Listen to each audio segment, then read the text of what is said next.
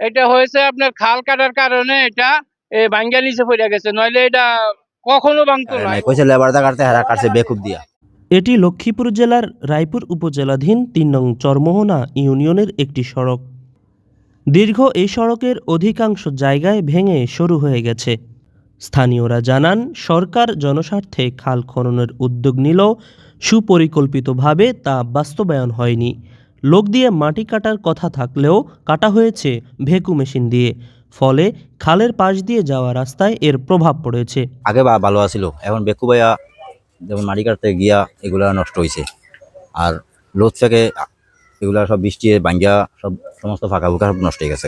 ঠিক মতন খাল কাটে নাই, কইছে লেবারদা কাটতে হারা কাটছে বেকুব দিয়া। দেখা মত মতন হারা কাজ করে গেছে, জনগণের খুবই অসুবিধা হয়েছে চলাফেরা। সরেজমিনে গিয়ে দেখা যায় উপজেলার ৩ নং চরমোহনা ইউনিয়ন, ২ নং উত্তর চরবংশী ইউনিয়ন এবং ৮ নং দক্ষিণ চরবংশী ইউনিয়নের বিভিন্ন জায়গায় সড়কের প্রায় অর্ধেক অংশ ভেঙে খালে পড়ে গেছে। কোনো কোনো জায়গায় একটি রিকশা পার হতেও খালে পড়ে যাওয়ার ঝুঁকি রয়েছে।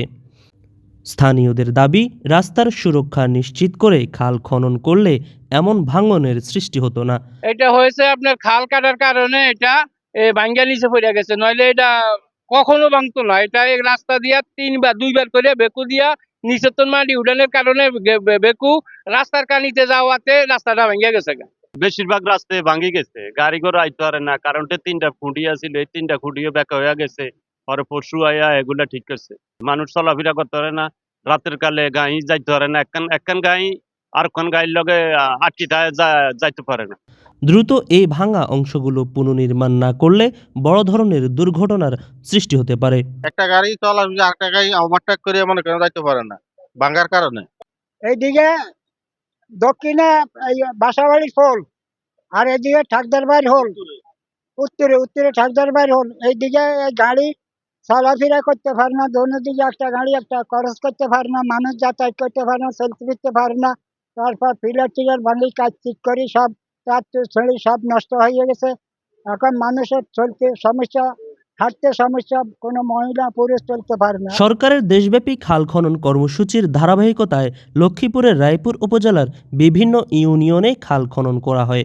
তবে খননের পর খালের পাড় ও সংলগ্ন সড়কের সুরক্ষায় প্রয়োজনীয় ব্যবস্থা না নেওয়ায় অনেক এলাকায় সড়ক ভেঙে পড়েছে।